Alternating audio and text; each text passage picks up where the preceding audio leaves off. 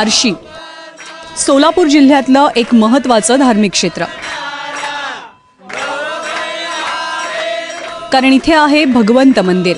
कशाच काशी गया अयोध्या जावे रामेश्वरी, असता श्रीहरी अमुसे घरी, असं बार्शीच्या भगवंताचं आणि त्याच्या महतीचं वर्णन केलं जातं। श्री विष्णू हे भगवंत रूपात फक्त बार्शीतच असल्याचं सांगितलं जातं। गंडकी शिळेची शाळीग्राम मूर्ती पाहता क्षणी विलोभनीय आणि लोभस वाटते। भगवान श्री विष्णू लक्ष्मीसह वास्तव्य करत असलेलं हे मंदिर म्हणजेच भगवंत। राम कृष्ण विष्णू असं कुठलंही नाव नाहीये, भगवंत या नावानेच हे दैवत ओळखलं जातं। याचं महत्त्वाचं कारण असं आहे की दशावताराच्या पूर्वीचा भगवंत इथं त्याचं अधिष्ठान आहे। कारण मुळात अंबरीश राजाच्या प्रार्थनेला ओ देऊन भगवंत इथं आले आणि दुर्वासाचा शाप असा होता त्यावेळेला की अंबरीशाला पुन्हा पुन्हा जन्म घ्यावे लागतील। तो शाप स्वतः विष्णूंनी स्वतःकडे घेतला आणि मग ह्या दशावतारांची सुरुवात झाली। हे जे आपण कत्स्य मत्स्य वराह नरसिंह हे सगळे अवतार म्हणतो त्याची सुरुवात नंतर झालेली, म्हणजे त्याच्याही पूर्वीची ही आख्यायिका आहे बार्शीची, म्हणून हे देवस्थान अतिशय प्राचीन आहे। भगवंतांनी घेतलेल्या दशावताराची शिल्प मंदिराच्या शिखरावर कोरली गेली आहेत।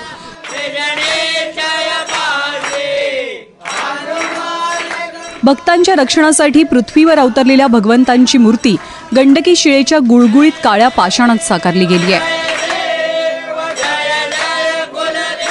गर्भगृहातील ही मूर्ती विलक्षण सुंदर आहे। हातात शंख चक्र गदा आहे आणि उजव्या हाताखाली भक्त शिरोमणी अंबरीश राजाची मूर्ती आहे। देवाच्या अंगावर भक्ताची मूर्ती स्थापित असलेलं हे देशातलं एकमेव मंदिर आहे। देवाच्या पाठीशी लक्ष्मीची मूर्ती मुखवट्याच्या स्वरूपात अस्तित्वात आहे। भगवंतांच्या मस्तकावर शिवलिंग आहे। छातीवर भृगु ऋषींच्या पावलांची खूण आहे। 1245च्या सुमारास या मंदिराची उभारणी झाली असावी असा अंदाज आहे। हेमाडपंथी बांधकाम शैलीच्या मंदिराच्या गाभाऱ्यासमोर गरुडखांब पाहायला मिळतो। भगवंतांच्या दर्शनासाठी येणारा प्रत्येक भाविक या गरुड खांबाला प्रेमानं आणि श्रद्धेनं आलिंगन देतो। जे असं दुःखी वाटल त्यावेळेस इथं येऊन थांबलं की मनातील दुःख नाहीच होतं। त्यामुळे भगवंत आमच्या पाठीशी उभा आहे असं आम्हाला ठामपणे वाटतं। तुम्ही कशा प्रकारची भक्ती करत असता? आम्ही एकादशी नित्य 15 वाड्याची करतो आणि शक्य होईल तितकं दर्शन रोजच घेऊन जातो। बार्शीच्या भगवंताची ख्याती जितकी मोठी आहे तितकीच रंजक आहे या क्षेत्राची आख्यायिका। राजा अंबरीश नावाचा तपस्वी बार्शी पुण्यनगरीत वास्तव्याला होता। पुराण काळामध्ये या अंबरीशानं अंगिरस ऋषींनी केलेल्या यज्ञात सहभाग घेऊन विद्वत्ता आणि लोकप्रियता मिळवली। 12 वर्ष घोर तपस्या केल्यानं त्याला भगवंताचे दिव्य ज्ञान प्राप्त झाले। तीर्थक्षेत्र पादाक्रांत करत पूर्वीच्या दंडकारण्यातील पुष्पावती नदीच्या काठावर म्हणजे सध्याच्या बार्शीत दाखल झाले। नारद मुनींच्या सांगण्यावरून त्यानं साधन द्वादशीचं व्रत अंगीकारलं। त्याच्या या कठोर साधनेमुळेच इंद्राचं सिंहासन डळमळीत झालं अशी आख्यायिका आहे। इंद्रदेवानं दुर्वास ऋषींना अंबरीशाची साधना भंग करण्यासाठी पाठवला। अतिथी सत्कारात दोष शोधून दुर्वास ऋषींनी अंबरीशाला जन्ममृत्यूच्या फेऱ्यातनं मुक्ती मिळणार नाही असा शाप दिला। ऋषींनी क्रोधानं आपटलेल्या जटांमधून एका दैत्याचा जन्म झाला। दैत्यापासून अंबरीशाचं रक्षण करण्यासाठी भगवंतानं सुदर्शन चक्र सोडलं आणि दैत्याचा संहार झाला। ऋषींनी अंबरीशाची क्षमा मागितल्यावर सुदर्शन शांत झाले आणि बार्शीच्या उत्तरेश्वर मंदिरात विसावले।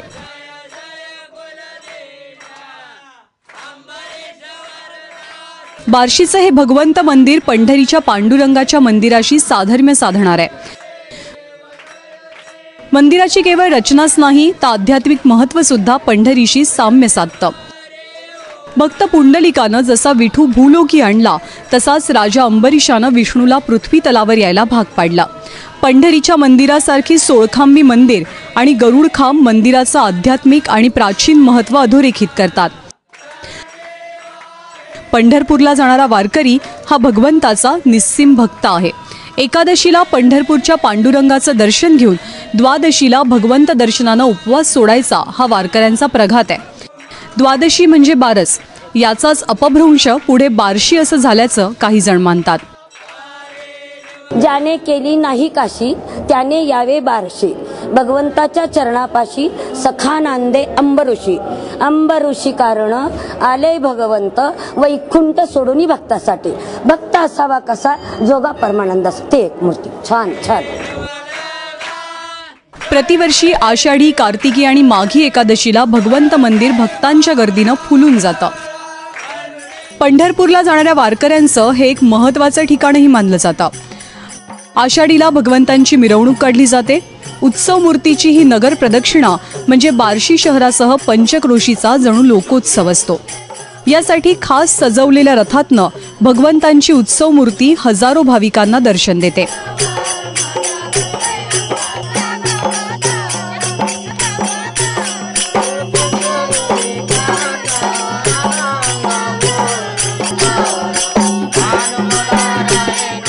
एकादशीला नियमित रोज महापूजा तर चालूच असतात, पण या इथला उत्सव म्हणजे आषाढी एकादशीला नगर प्रदक्षिणा निघते भगवंताची. आणि त्याचप्रमाणे हा मोठा रथ उत्सव पण असतो दरवर्षी आषाढी एकादशीला. आणि त्यानंतर कार्तिकी एकादशीला पण रथोत्सव नगर प्रदक्षिणा निघते. नगर प्रदक्षिणा असते पूर्ण भाविकांच्या कुठल्या प्रकारची सेवा इथे अर्पण होत असते? भाविकांची तर अशी श्रद्धा आहे की आपल्या इथं पंढरपूरमध्ये पांडुरंग आहे. त्या पांडुरंगाला एकादशीला जायचं आणि नित्यनियमाप्रमाणे एकादशी तिथं करून द्वादशी सोडण्यासाठी इथं बार्शीला यायचं. कारण इथं बार्शीला द्वादशीचं महत्त्व आहे. आणि द्वादशीलाच मराठीमध्ये प्राकृत भाषेमध्ये बारस असं म्हणतात आपण. वसुबारस जशी हे करतो तर त्या बारसवरनच बार्शी असे नाव ह्या शहराला पडलेलं आहे. मंदिराची व्यवस्था देवस्थान पंच कमिटी पाहते, तर पूजा अर्चा नित्योपचार बडवे मंडळी करतात. एखाद्या गावाला जसं कारभारी म्हणून सरपंच असतो तसाच या मंदिराच्या प्रमुखाला सरपंच म्हणून ओळखलं जातं. बड्या तीर्थक्षेत्राचा दर्जा याला प्राप्त व्हावा अशी मंदिर समितीची अपेक्षा आहे. जो भगवंता पुढं पूर्व बाजूला आमची जागा शिल्लक आहे, तिथं भक्त निवास बनवून जोडण्यापर्यंत झालं. नकाशा काढून दिला. नकाशा नगरपालिका परवानगीसाठी देणार आहोत. आणि माननीय मुख्यमंत्री साहेब जीर्णोद्धार निधीसाठी आम्ही भेटणार आहोत. त्यांची बहुतेक आपण मिळून आम्हाला दिवाळी झाल्यावर देतो म्हणाले आहेत. भगवंताच्या चरणी सगळे समान आहेत. कुणी लहान थोर नाही की उच्च नीच. सर्व जाती धर्माचे लोक भगवंताला मानतात. केवळ मानतच नाही तर आपापल्या परीनं प्रत्येक वर्षी भगवंताच्या चरणी आपला सेवाभाव समर्पित करतात. यात मुस्लिम बांधव सुद्धा मोठ्या श्रद्धेनं सहभागी होतात. बार्शीतलं प्रत्येक घर आणि घरातला प्रत्येक बार्शीकर भगवंताच्या चरणी मोठ्या भक्तिभावानं लीन होतो. बार्शीचा हा भगवंत वेगवेगळ्या रूपामध्ये भाविकांना विश्वरूप दर्शन देतो. जशी ज्याची भक्ती, श्रद्धा आणि आस्था तसा तो भाविकांना भावत असतो. कुणाला हा पंढरीचा पांडुरंग वाटतो तर कुणाला तिरुपतीचा बालाजी. त्यासाठीच बार्शीचं हे भगवंत मंदिर शैव वैष्णव ऐक्याचं एकमेवाद्वितीय असं केंद्र बनलंय. अयूब कागदीसोबत शिवकुमार पाटील, ABP माझा, सोलापूर.